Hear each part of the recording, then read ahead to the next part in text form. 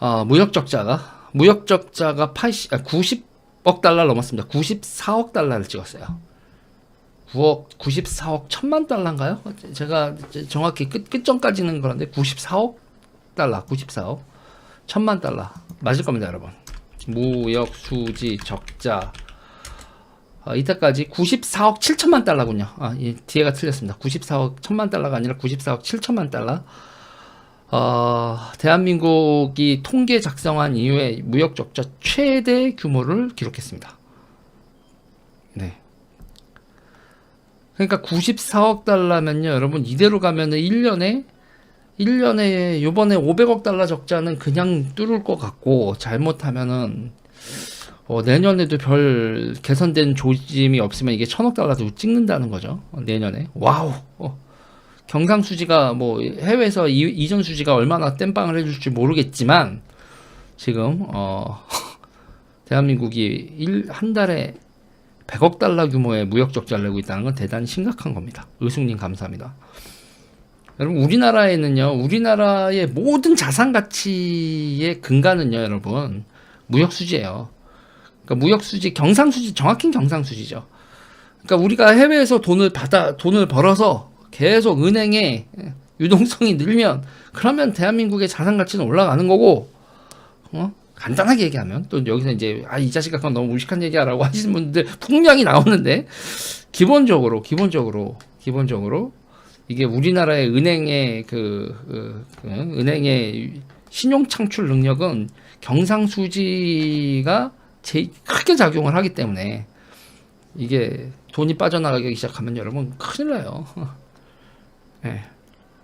우리나라만 그런 거 아니죠? 우리나라가 좀 큽니다. 전 세계적으로, 환율은 우리나라만 그런 건 아닌데, 강달러 기조에서 환율 올라가는 건, 그거는 우리나라만 그런 게 아닌데, 근데 이게 지금 경상수자가 빵꾸가 나는 건, 그거는 여러분, 우리나라가 지금 좀 심한 케이스예요. 그러니까 우리가 이게 왜 이런 일이 발생을 하냐면, 중국 경제가 침체되고, 전 세계에서 여러분 생각해 보세요. 우리나라가 반도체 같은 경우 생각을 해보자고요. 반도체 같은 경우에, 반도체는 여러분 설비 투자 같은 거나 이런 걸 위해서 설비 투자를 멈출 수가 없습니다. 왜냐면 제품이 한 세대가, 그러니까 우리가 이렇게 뭐 CPU 같은 것도 4세대 CPU, 5세대 CPU 이렇게 얘기하는데, 한 세대가, 공정이 한 세대가 늦으면 그냥 시장에서 도태되기 때문에 계속 시설 투자를 하느냐고 돈은 계속 들어가요. 근데 버는 거는 이게 울컥울컥 한단 말이에요. 울컥울컥 하는데, 기본적으로 지금 세상에서 여러분, 이 반도체에 들어가는 제품들이, 예를 들면 제일 대표적인 게 핸드폰 있잖아요. 핸드폰이라든지 뭐 서버라든지 기타 등등 이런 데 이제 메모리 반도체 들어가고 하는데, 그런 게 위축이 돼요, 소비가. 여러분, 지금 핸드폰 2년 딱 됐다고 바로 할부 갱신 바꿔, 이게 아니라 좀 더 써볼까, 이렇게 간단 말이죠. 그렇게 돼서 전 세계적으로 지금 반도체, 지금 여러분 식량과 에너지가 지금, 식량 가격이 오르고 에너지 가격이 오르는데, 핸드폰은 여러분 제 1순위가 되긴 좀 그렇잖아요. 식량과 에너지 가격이 오르는데 핸드폰 소비가 제 1순위가 되기가 어려운 데다가, 지금 우리나라 제품들을 사줄 시장들이, 그런 고가의 제품들을 사줄 나라들이 지금 전부 다 에너지 위기다 보다 난리가 났고, 거기다가 그런 나라들이, 그러니까 거기다 중국 수출품 같은 경우에는 관세 쳐맞고, 뭐 무역 분쟁, 미국하고 붙고, 그러니까 중국이 이렇게 수출 물량도 줄어들니까 우리나라에 반도체 사가는 것도 줄어들고, 그러니까 중국 경기가 하강하니까 우리나라의 무역 수지가 정말 나빠지는 겁니다. 중국이 우리나라 중간재 안 사가니까.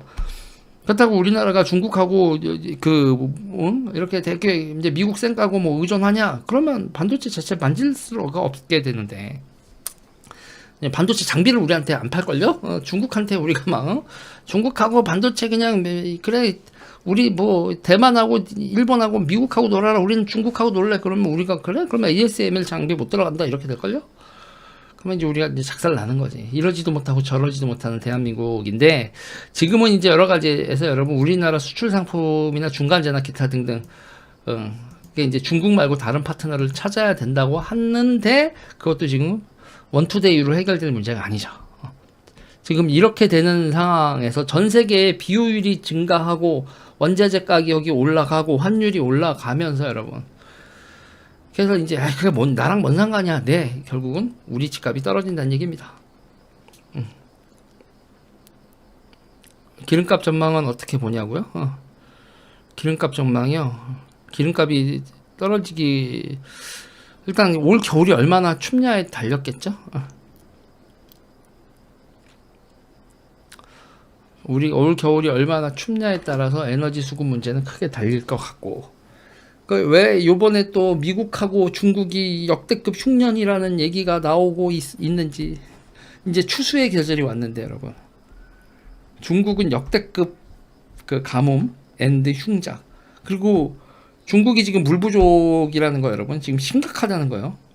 그러니까 중국이 농사를 지을기 어려울 정도. 그리고 그 수력 발전소들 저쪽에 이제 저기 스찬 우리가 이제 그 삼국지에서 한중이라고 불렀던 데 있죠. 그 유비가 맨 마지막에 촉한 세운데 거기가 이제 스찬 분지잖아요. 근데 그쪽 같은 경우가 지금요 그쪽에 그 수력 발전으로 돌리면서 에너지 가격이 수력 발전이 여러분 정말 싸대요.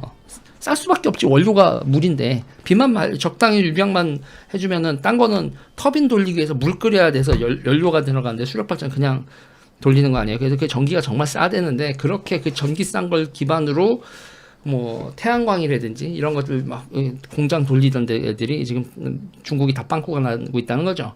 물 부족 뭐 거기다가 뭐 무역 제재. 그러니까 중국이 그렇게 에너지 부족과 식량 부족을 겪으면서 그러면서 모든 효율성이 망가지는 거. 그리고 나인강 유역 망가지면서 독일도 산업 효율성이 극악으로 가고 있는 거. 이게 모든 게 이게 뭐 우크라이나 전쟁 이후에 다 세계가 미쳐 들어가는 것 같아요.